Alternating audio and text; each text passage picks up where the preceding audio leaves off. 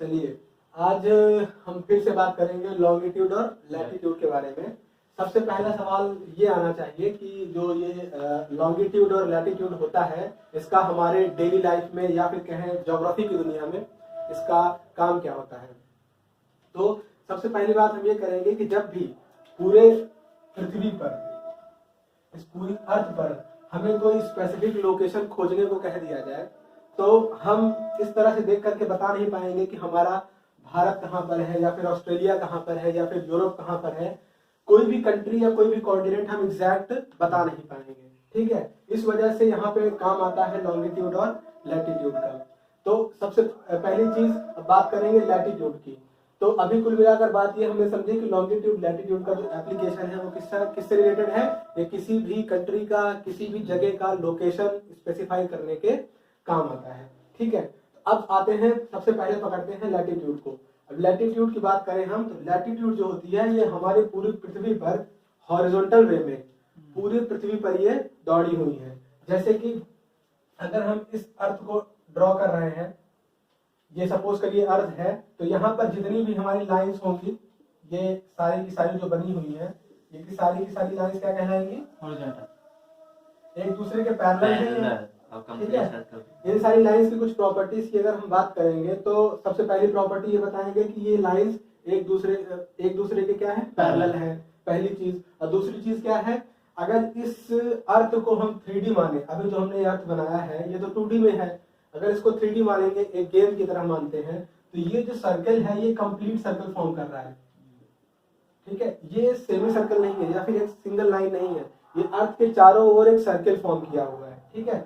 तो ये complete circle है। अगर हम अर्थ को 3D डायमेंशन में देखें तो देखेंगे कि ये जो लैटिट्यूड बन रहे हैं ये सारे के सारे कंप्लीट सर्कल फॉर्म कर रहे हैं, ठीक है। तो ये सर्कल पूरा यहाँ पर नॉर्थ पोल तक सर्कल बनाते हुए गए हैं इक्वेटर से, और इक्वेटर से नीचे साउथ पोल तक ये कंप्लीट सर्कल बनाते हुए गए हैं।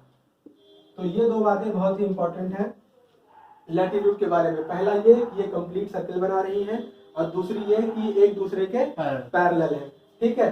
तो इसको एड्रेस करने के लिए सबसे पहले हमने क्या किया कि जो जितनी भी लाइंस अर्थ पर घूमी हुई हैं, जितनी भी लाइंस हैं, उनमें सबसे पहले हमने क्या किया कि एक स्पेसिफिक लाइन को पकड़ा जो एकदम मिड से पास कर रही है, और इसको क्या कह दिया कि ये 0 डिग्री पर है। इसको एक एड्रेस मेंशन कर दिया कि ये 0 डिग्री पर है, ठीक है। उसके बाद जैसे ही हम ऊपर बढ़े, अब ये 0 डिग्री हमने कैसे स्पेसिफाई किया, एक ऐसी लाइन जो अर्थ को दो भागों में क्या कर रही है, डिवाइड कर रही है, ठीक है। तो अगर दो भागों में ये लाइन डिवाइड कर रही है, जो हम डार्क कर रहे हैं, ये लाइन जब अर्थ को दो भागों में डिवाइड कर रही है तो जो ये वाला स्फीयर होगा, ये वाला स्फीयर क्या कहलाएगा, नॉर्दर्न हेमिस्फीयर कहलाएगा। क्या कहलाया ये, नॉर्दर्न। पूरा ये अर्थ स्फीयर है और हाफ पोर्शन ले रहे हैं हेमिस्फीयर, तो ये नॉर्दर्न पोर्शन में है तो नॉर्दर्न हेमिस्फीयर कहलाएगा, ठीक है। तो इसको हमने क्या कहा, नॉर्दर्न हेमिस्फीयर, इसके ऊपर के पोर्शन को। इसी तरह से इसी लाइन ने साउथ वाले पोर्शन को भी डिवाइड कर दिया जब, तो ये क्या कहलाया, सदर्न पोर्शन कहलाया। ये तो चीजें क्लियर हो गई। तो हम ये कह सकते हैं कि जो हमारा एक लैटिट्यूड है 0 डिग्री का लैटिट्यूड, ये अर्थ को दो भागों में, बराबर भागों में डिवाइड कर रहा है, ठीक है। अब देखिए दूसरी बात, आगे बढ़ते हैं कि 0 डिग्री से लेकर के हम यहाँ नॉर्थ पोल तक जाना चाहते हैं, क्योंकि सारी लाइंस को हम एक बार स्टडी करना चाहते हैं, और यहाँ पर साउथ पोल तक हमको आना है, ठीक है। क्यों आना है, क्योंकि हमको एक बार सारी लाइंस का ओवरव्यू लेना है कि लाइंस कहाँ कहाँ पर कौन कौन सी अवेलेबल है, ठीक। तो अब हम 0 डिग्री पर बैठेंगे, 0 डिग्री से ऊपर बढ़ेंगे तो हमें फिर 1 डिग्री पर लाइन मिलेगी, फिर उसके बाद और ऊपर बढ़ेंगे 2 डिग्री पर मिलेगी। ऐसे करते करते एक सिचुएशन आएगी जहां पर हमें एक लाइन मिलती है जो काफी फेमस है 23.5 डिग्री पर, 23.5 डिग्री पर है, ठीक है। लेकिन ये जो लाइन है 23.5 डिग्री का, अगर कहेंगे 23.5 डिग्री पर कोई लाइन है या कोई लैटिट्यूड है तो 23.5 डिग्री इधर भी हो सकता है, इधर भी हो सकता है। इस वजह से इसका कंप्लीट एड्रेस देने के लिए इसका डायरेक्शन मेंशन करना बहुत जरूरी है।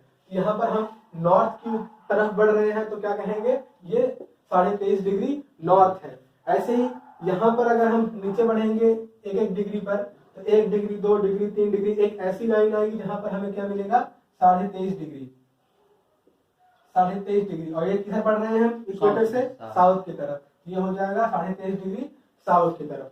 ठीक है, उसके बाद अभी हम जो मेंशन कर रहे हैं ये मेजर लाइंस, जो मुख्य लाइंस हैं उनकी बात कर रहे हैं। लाइंस तो बहुत सारी हैं, 1 डिग्री 2 डिग्री, हर डिग्री पर लाइंस है, लेकिन अभी हम सिर्फ इंपॉर्टेंट लाइंस के बारे में डिस्कस कर रहे हैं। तो ये इसका एड्रेस हो गया, ठीक है, ये इसका क्या हो गया, एड्रेस हो गया। वैसे ही ये जो ट्रॉपिक ऑफ कैंसर, ये तो बाद में हम बातें करेंगे। सबसे पहली चीज ये कि इस लाइन का एड्रेस क्या हो गया, 23.5 डिग्री नॉर्थ। ठीक है, इसके ऊपर हम बढ़े तो हमें एक और मुख्य लाइन की खोज करनी है। ठीक है, 23.5 के बाद 24 25 26 जो भी मिल रहा है, 25.5 मिल रहा है, ऐसे करते करते हम पहुंचे कहां पर, एक ऐसी लाइन पर जो मिला हमें 66.5 डिग्री। अब क्योंकि ये नॉर्थ में ही है तो क्या कहलाया, 66.5 डिग्री नॉर्थ। ऐसे ही इसी तरह से सेम वे में जब हम बढ़ेंगे इधर की तरफ तो हमें कोई मान लीजिए लाइन यहां पर मिली, ये लाइन क्या कहलाई, 66.5 डिग्री साउथ में, ये इसका कंप्लीट एड्रेस हो गया।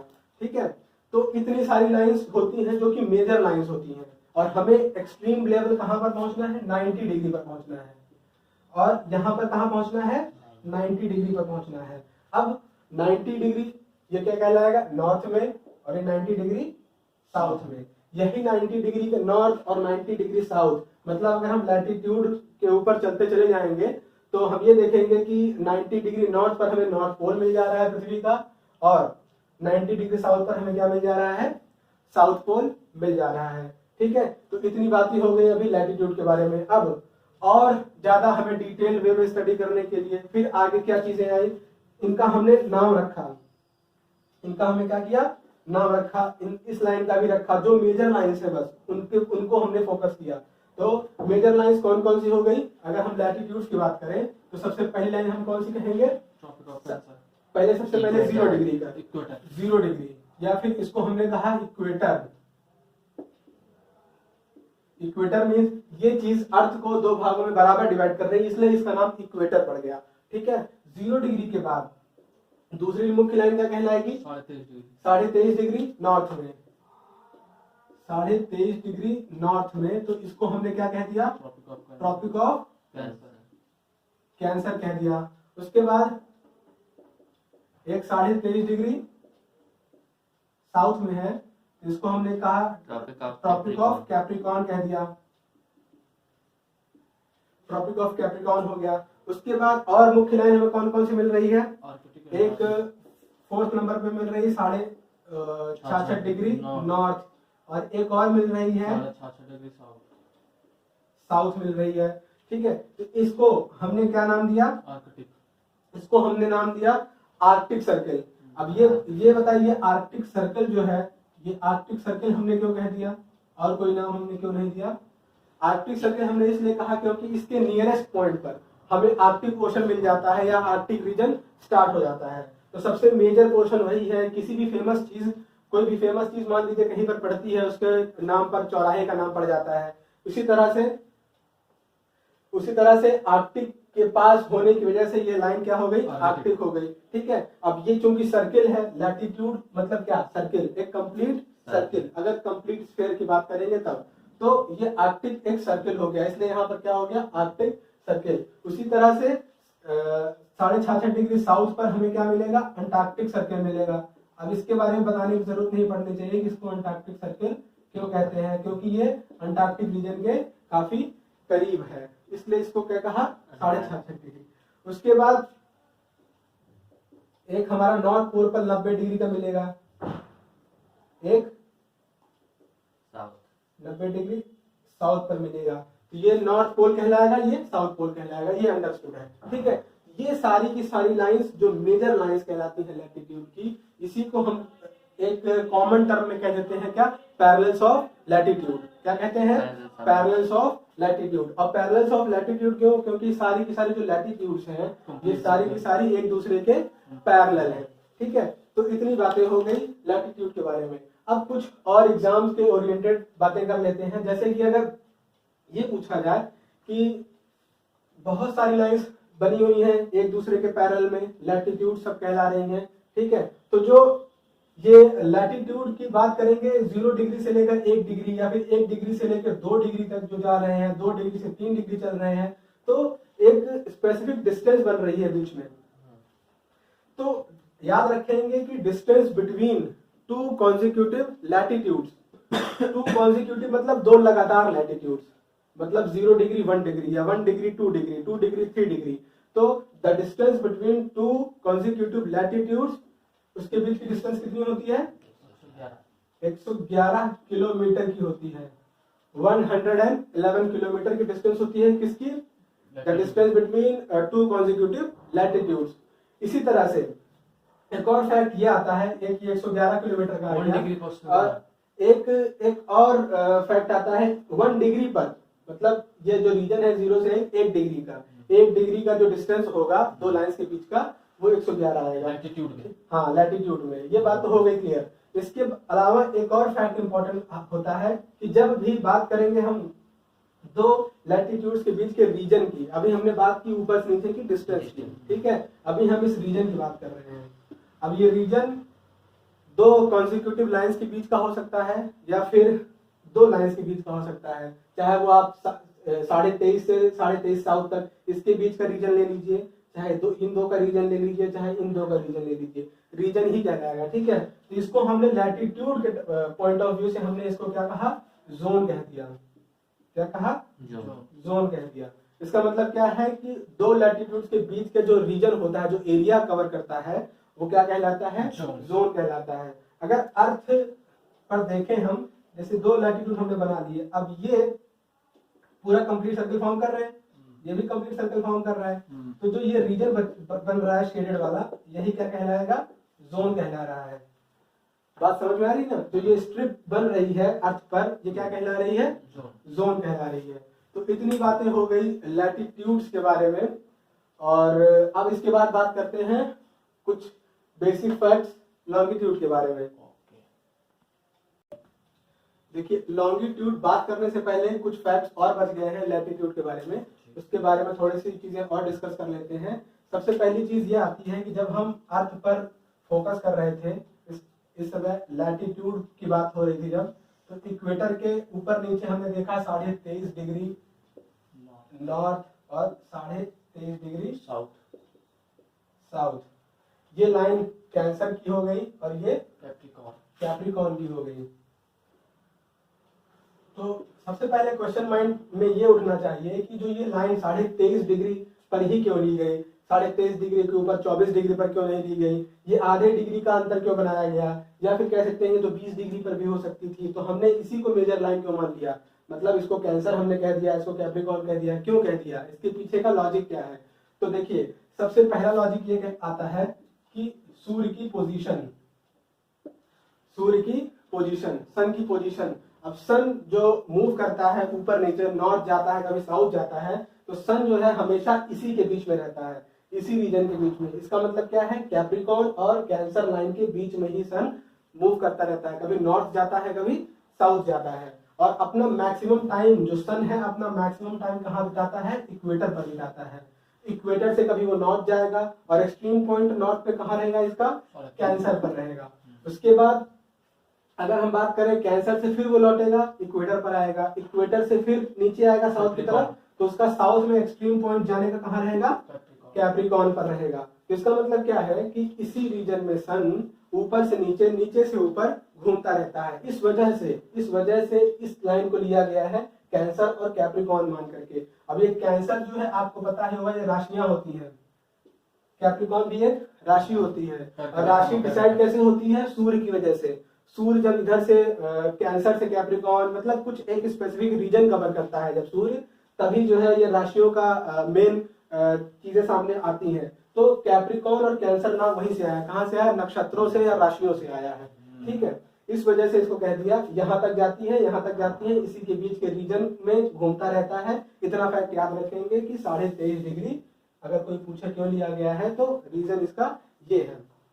एक छोटा सा फैक्ट और बच जाता है कि अगर हम बात करें लाइंस की, तो लाइंस पूरे हमारे ग्लोब पर फैली हुई हैं, ऊपर से नीचे तक फैली हुई हैं, कंप्लीट सर्कल बना रही हैं, ठीक है।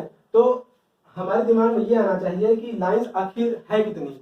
लाइंस अगर इतनी सारी बनी हुई है, हर डिग्री पर बनी हुई है, तो हम ये देखेंगे कि कितनी सारी लाइंस है, जो कि एग्जाम के पॉइंट ऑफ व्यू से काफी इंपॉर्टेंट है। तो अगर हम बात करें लैटिट्यूड्स की, मतलब टोटल नंबर ऑफ लैटिट्यूड, अगर टोटल नंबर ऑफ लैटिट्यूड्स की बात करें ये कितनी हो जाएंगी। अगर हम 0 से पहुंचे 90 तक तो कितना होगा, 90 डिग्री, ये 90 हो गए ये लाइंस। उसके बाद इक्वेटर से हम नीचे आए 90 तक, कितने हुए 90 और 90 180 हो गए। तो 90 ये होगा, 90 ये हुआ, प्लस 0 डिग्री भी तो ऐड करेंगे, तो कुल मिला के कितने लैटिट्यूड्स हो गए, 181 लैटिट्यूड्स हो गए। मार्क कर दीजिए 181 लैटिट्यूड्स हो गए, ठीक है।